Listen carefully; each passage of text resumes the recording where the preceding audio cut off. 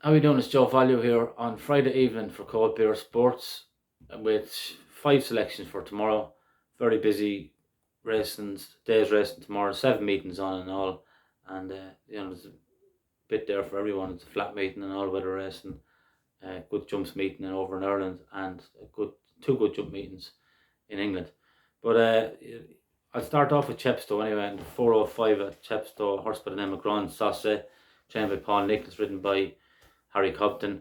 He won at this meeting first time out last season on the novice chase race on the card, and he was very impressive. He jumped very well. I think left-handed quick ground is the key to him, and he likes Chepstow obviously. I think he'll take the world of beating tomorrow. I'll just go 2 point win. There's a few of Paul Nicholas's that were shade disappointing. The likes of Hell's Red today, and he had the horse Odds On Shot got beat yesterday. So in the main they're running well, and a good few of them are winning. But I would be going in harder on Grand Sancy if a few of them weren't as disappointing.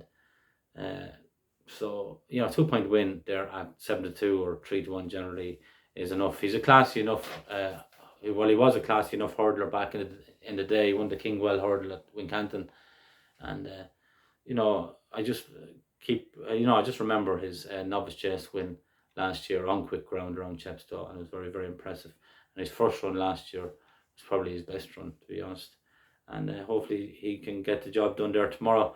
Going on to the 2:30 at Fairyhouse, horse by the name of Favori Logique, who would have hacked up last time in Sligo, but he came down at the last fence.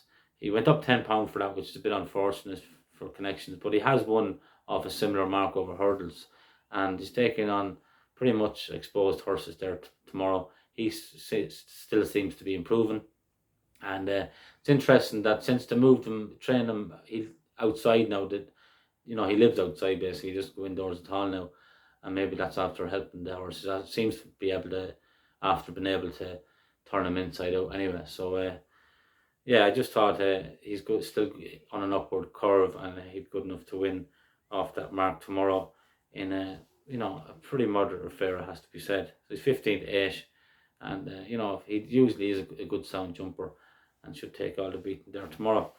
So moving on to 450 then, and the horse we all know well, Cottie. She's 8-1 tomorrow. I can't let her go at that price. Gonna have a point each way in her. She's always wanted 2 mile good ground on a flat track, and she has all three tomorrow. She's down the bottom of the handicap. It's a weak race. Michael Connor's taken off 5. She's going to be probably held up 5th or 6th and try and cruise into contention. And maybe tomorrow on the quick ground on the flat track, she might keep going a bit better. I can't really see her being out the first 4, to be honest with you. If she is, I'd be obviously very disappointed. But I put a lot of people off her last time. She was like 7-4, 2-1 favourite.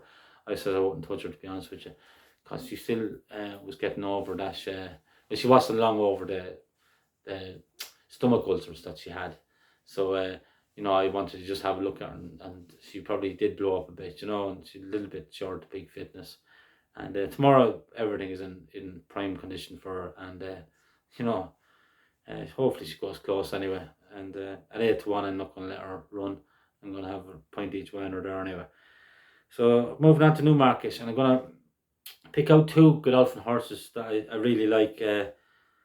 Hafit in the 145 at Newmarket is 2-1 shot, and that Coroebus in the 220 at Newmarket. The double Pez, just over 4-1, I think, and I'm going to stick that up there as a point double.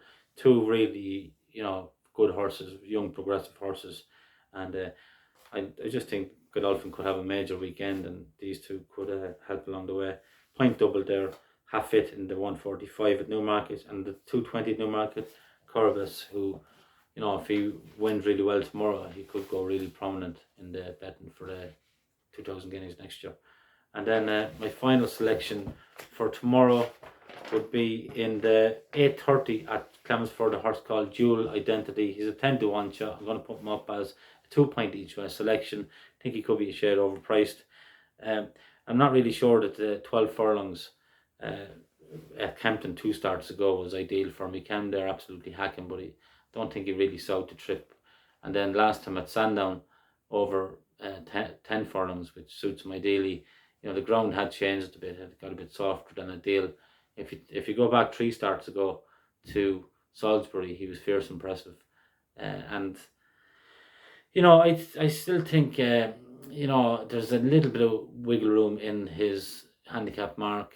He's drawn 13, which over this type of trip shouldn't bother him at all. I'm hoping Martin Harley drops him right in and just tries to come through late and pick off the pieces. He is a horse with a decent turn of foot when everything falls his way.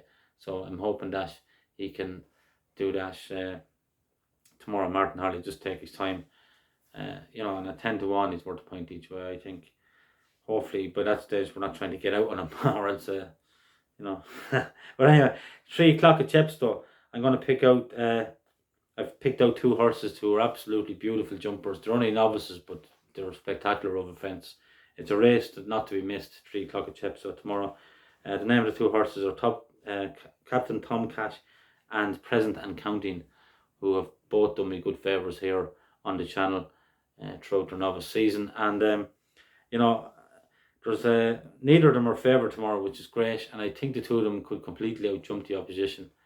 Both of them like to be up there, and they'll be just pinging fences one after the other. Chepstow's a real jumping track, and I'm going to stick them up there for the reverse forecast, a point each way, and the reverse forecast.